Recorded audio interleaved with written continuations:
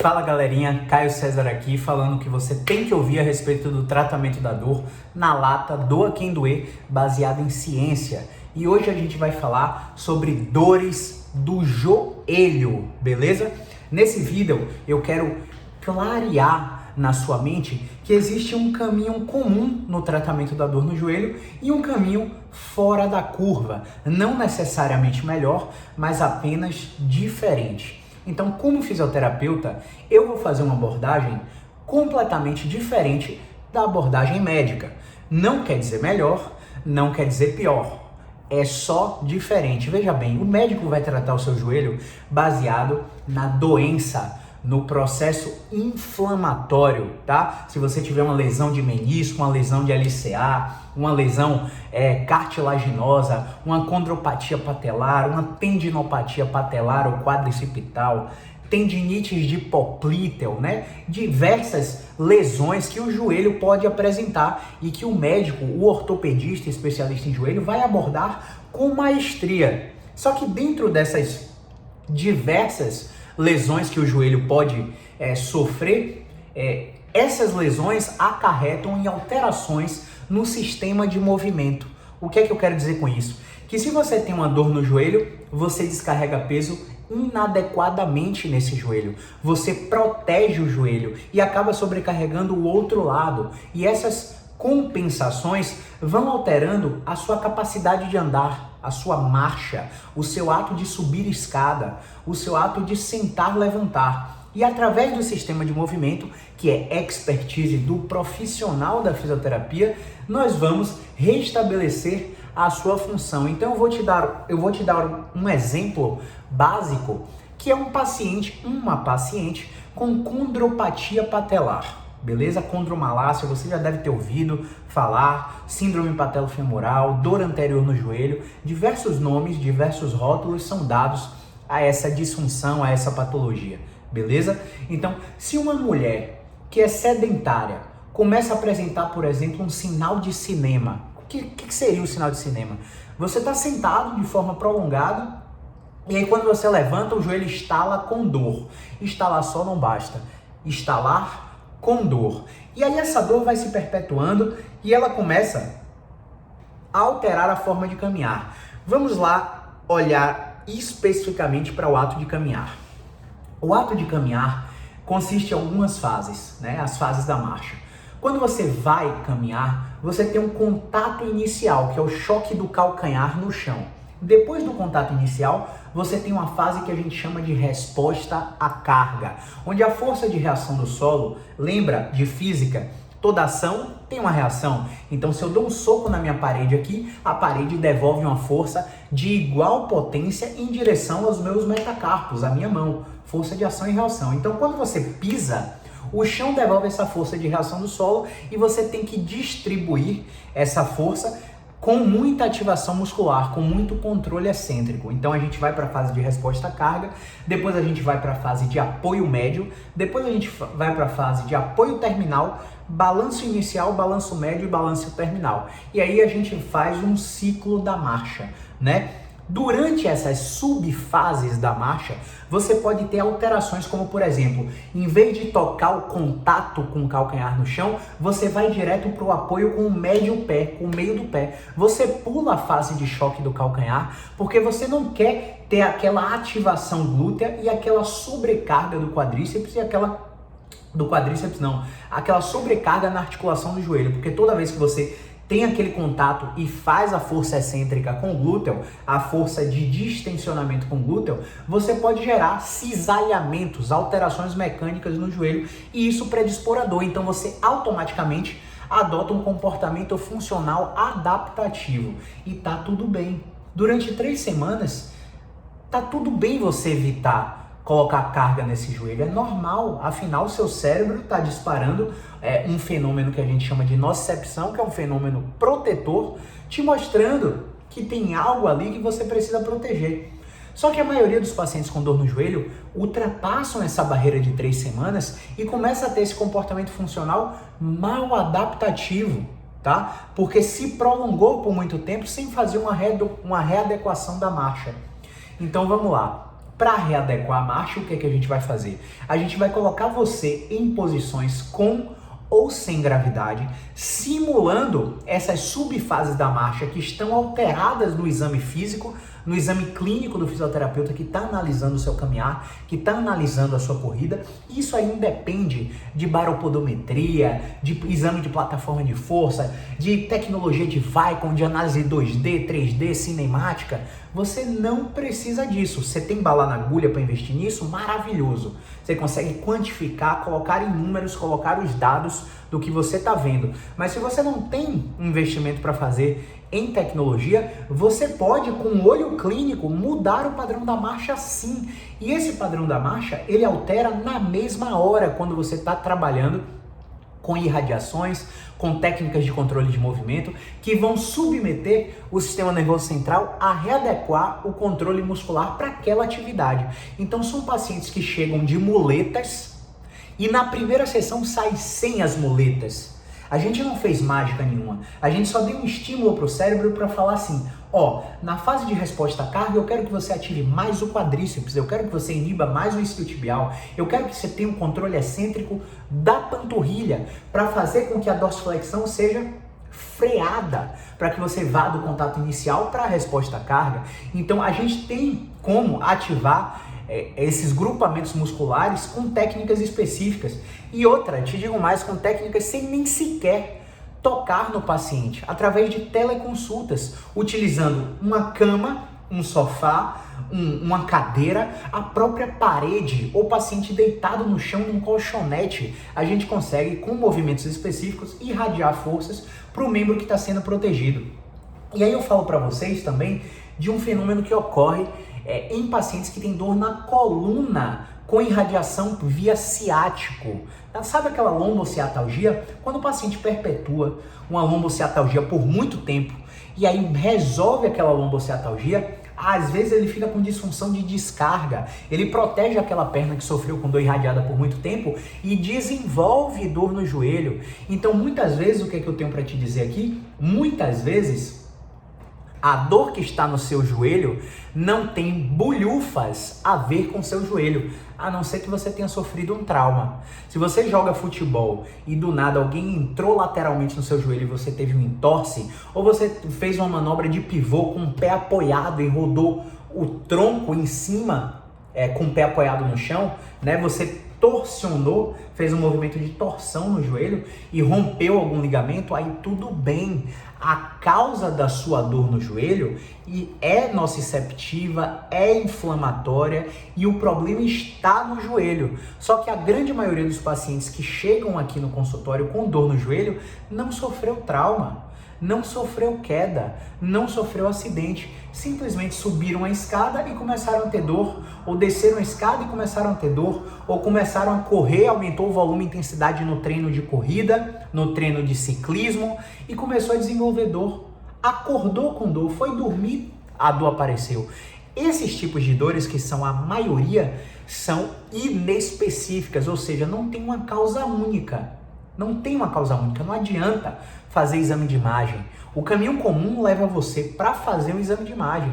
E aí eu vou te dar aqui dados de alguns artigos que mostram o seguinte: se você pegar 100 mulheres e colocar elas para realizarem um exame chamado ressonância magnética do joelho, você vai achar mais de 80% de alterações naquele joelho, como degenerações, artroses, condromalácias patelares, lesões em algum grau de ligamento, lesões em algum grau de menisco, acontecem em pessoas que nunca tiveram dor. Então, esses achados de imagem, se você não teve trauma, eles são irrelevantes. Se você não tem suspeita de alguma patologia grave que a gente consegue fazer no exame físico, essa triagem, eles não são relevantes para mudar a abordagem clínica do fisioterapeuta, a abordagem clínica sequer do médico no tratamento da dor. Eles não são suficientes, definitivamente. Hoje, infelizmente, os exames de imagem eles são prescritos com a intenção de aumentar o valor do serviço. Infelizmente, às vezes o profissional que solicita, ele não está pensando, olha, eu vou fazer esse exame para descobrir alguma coisa para te ajudar no seu tratamento. Ele está pensando, olha, se eu não te pedir o exame, o plano de saúde vai pagar só isso e o meu serviço vai me demitir. Porque entre um profissional que pede exame e um profissional que não pede exame, você concorda que o cara que pediu o exame, o plano de saúde vai pagar mais? Vai pagar a consulta, vai pagar o exame, vai ter repasse para a clínica? E quando ele não pede o exame de imagem, o plano de saúde vai pagar menos e o faturamento dessa clínica não vai ser tão alto quanto deveria ser com o exame de imagem? Infelizmente, a gente vive esse dilema. Nas últimas 2 décadas, os pacientes que têm dor musculoesquelética têm vivido cada vez pior, com mais incapacidade. E nas últimas 2 décadas, a tecnologia dos exames de imagem cresceu exponencialmente. Quanto mais a gente investe em tecnologia, a gente não está ajudando o paciente com dor musculoesquelética, tá? Não tá, infelizmente, são dados. Você pode jogar no Google aí agora, parar esse vídeo, dar um pause e colocar Richard Deyo et al. E você vai achar diversos trabalhos que analisam o overtreatment, a sobrecarga de tratamento, o overdiagnose, a sobrecarga de diagnósticos pautadas em prescrições excessivas de exame de imagem. Fora que esse exame de imagem vai gerar um mecanismo antecipatório de mais proteção, de mais evitação para o movimento, e você entra num ciclo de dor, incapacidade, medo e evitação, desuso, atrofia por desuso e mais dor. E você entra nesse loop infinito, num ciclo de dor, espasmo, dor e não sai dali. Quando você não tem esse exame de imagem, mas é porque eu não sei que tá lá. Tudo bem, você não sabe que tá lá. Você sai desse ciclo porque quando você tem dor, você acha que tem uma lesão, mas você tem um maior enfrentamento, logo você não tem medo e você acelera a recuperação. Então você sai desse ciclo vicioso. Então quando a gente pega pacientes com dor no joelho, inespecífica, sem relato de trauma, e compara os pacientes que fizeram dor no joelho, ou que fizeram o exame de imagem e os que não fizeram o exame de imagem, a gente vê que os que não fizeram têm uma recuperação superior. Olha que louco! Parece que incluir exame de imagem na rotina diagnóstica e terapêutica desse paciente com dor no joelho, ele não ajuda o paciente a reabilitar mais rápido, né? A tratar essa dor mais rápido. E o caminho que foge o senso comum, o caminho que é fora da curva, é você ir num fisioterapeuta primeiro.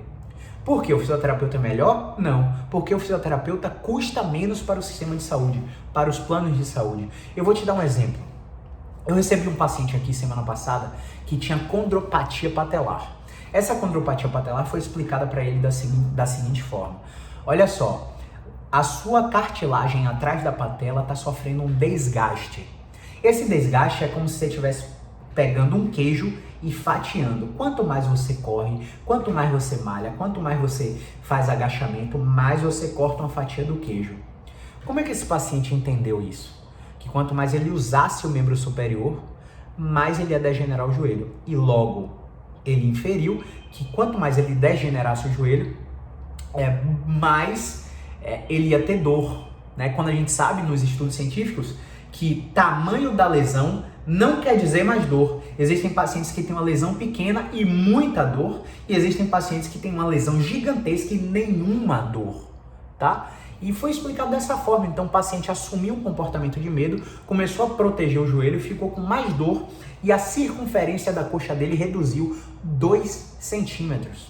Ou seja, ele teve uma atrofia por desuso após a informação diagnóstica.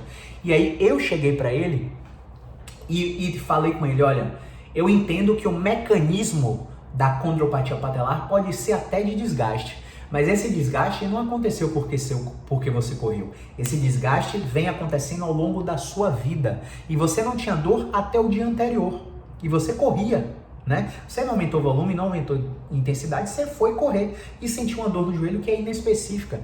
E eu não acho que essa dor seja por causa da condropatia. Quer ver por quê? Vamos te avaliar aqui. E o que a gente fez na avaliação? A gente testou subir dessa escada, sentar, levantar. A gente testou o movimento de cócoras, que no interior é o sentar para defecar, né? Sentar para cagar, movimento de cócoras. Ele fez o movimento de cócoras perfeitamente sem dor. E quando colocamos ele deitado na maca, o que é que aconteceu? A gente pediu para ele dobrar o joelho, né? Imagine aí você deitado de barriga para cima e dobra o joelho ao máximo, trazendo o calcanhar em direção ao bumbum, tá? E aí, o que aconteceu? A gente percebeu que o joelho que doía não dobrava tanto como o joelho que não doía. Olha que louco. E aí depois a gente pediu para ele esticar o joelho total. Eu coloquei a mão embaixo do joelho dele e pedi para ele apertar minha mão contra a maca. O joelho que doía, ele não conseguia apertar minha mão. E o joelho que não doía, ele conseguiu apertar minha mão. Ele percebeu a discrepância. Pô, meu joelho que dói não dobra como o outro. E meu joelho que dói não estica como o outro. Então o que é que eu fechei de diagnóstico fisioterapêutico? Ele tem incapacidade para flexão e extensão do joelho, para dobrar e esticar o joelho, simplificando para você. E aí qual foi a nossa estratégia? Examinamos a coluna lombar, sem nem tocar no joelho dele, e encontramos um movimento na coluna lombar que restabeleceu o tamanho do movimento do joelho dele. Como é possível isso, Caio? Então eu vou dar aqui uma explicação teórica que tem certa plausibilidade, mas não tem comprovação científica. É só um modelo para fazer com que você entenda. A coluna lombar manda vários nervos para várias regiões do corpo. Entre eles, o nervo femoral, que sai da lombar e vai pela frente do joelho, o nervo ciático, que sai da lombar e vai para trás do joelho, o nervo obturatório, que sai da lombar e vai para dentro do joelho, e o nervo cutâneo lateral femoral, que sai da lombar e vai para a lateral do joelho. Então, existem vários pontos que a gente chama de pontos de entrapment. Pontos, o entrapment não tem uma tradução literal do inglês, mas eu traduziria como aprisionamento, tá? Existem pontos nos tecidos moles, pontos nas articulações, nos músculos, que aprisionam o trajeto desse nervo, diminuindo o fluxo vascular e o fluxo neural. E isso inibe ou excita a ativação, excita o comportamento muscular da musculatura da coxa, tá? Ao excitar ou inibir a musculatura da coxa, eu prejudico ou exacerbo a função do joelho. Faz sentido? Então, quando eu tenho qualquer obstrução de movimento, qualquer bloqueio de movimento, qualquer radiculopatia, qualquer problema na coluna, por mais que o paciente nunca teve sintomas de dor na lombar, a gente tem que examinar a coluna, depois tem que examinar o quadril para então chegar no joelho. E antes de chegar no joelho, eu ainda avalio o tornozelo, porque essas três articulações podem gerar sobrecargas no joelho, no aparelho extensor, beleza? E quando a gente avaliou a coluna, colocou um movimento específico na coluna, ele começou a dobrar o joelho igual ao joelho saudável e esticar o joelho igual, apertar minha mão, igual ao joelho saudável. E aí eu pedi para ele, anda. E ele começou a andar com um comportamento mal adaptativo ainda, só que menos mal adaptativo. Ele não estava compensando tanto. Então o que é que eu fiz com ele? Eu coloquei ele em uma posição mantida que ia exercitar o cérebro dele e a jogar peso no joelho direito. E aí vocês vão ver daí, porque eu vou fazer para que vocês entendam. Eu coloquei ele aqui, ó. Eu coloquei ele aqui na parede. E aí pedi para ele agachar. E aí quando ele começou a agachar, ele começou a jogar o peso, ó, para a perna esquerda, sem jogar o peso na direita que estava doendo. E aí o que é que a gente fez? Tira a perna esquerda e coloca na parede, agacha. E aí eu pedi para ele rodar o tronco para cá. Quanto mais ele rodava o tronco contra a parede, mais força ele descarregava no joelho direito. E eu botei essa posição mantida por 2 minutos. E aí o paciente começou a fadigar com menos de 1 minuto. A gente repetiu isso umas 3 vezes e botou ele para andar de novo. E quando a gente botou ele para andar de novo, a marcha estava completamente normal, e isso foi um atendimento.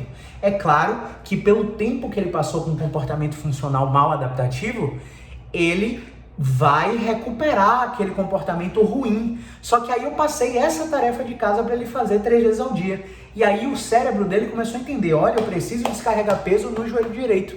Quanto mais peso eu descarrego, quanto mais carga controlada eu coloco nesse joelho direito, melhor é a minha função. Faz sentido? Se faz sentido, deixa um comentário aqui embaixo me explicando qual é a sua experiência com o tratamento de dores do joelho, tá? Eu vou gostar de ler os comentários e interagir com você. Uma outra coisa, se você ainda não está no meu grupo do Telegram, clica no link que vai aparecer em algum canto desse vídeo ou no meu perfil e participa lá. Quase que semanalmente a gente manda áudio sobre raciocínio clínico com o meu download mental, onde você vai conseguir meio que entrar no mapa mental do raciocínio em fisioterapia músculo-esquelética. Se você ainda não me acompanha aqui no canal do YouTube, clica no botão inscrever-se e ativa o sininho para não perder nenhum vídeo. A gente está aqui quase que diariamente, beleza? Espero ter somado na vida de vocês, tanto fisioterapeutas quanto pacientes, traduzindo algumas questões que são muito mal entendidas e mal disseminadas pelas mídias sociais, pelos veículos de mídia mainstream, TV, jornal e por aí vai, tá? Onde a gente não foca no ser, no indivíduo. O tratamento não é centrado no paciente. O tratamento é centrado na doença, na inflamação, na lesão. E muitas vezes a dor não tem nada a ver com a doença, inflamação ou lesão, beleza? Grande abraço e movimento é vida.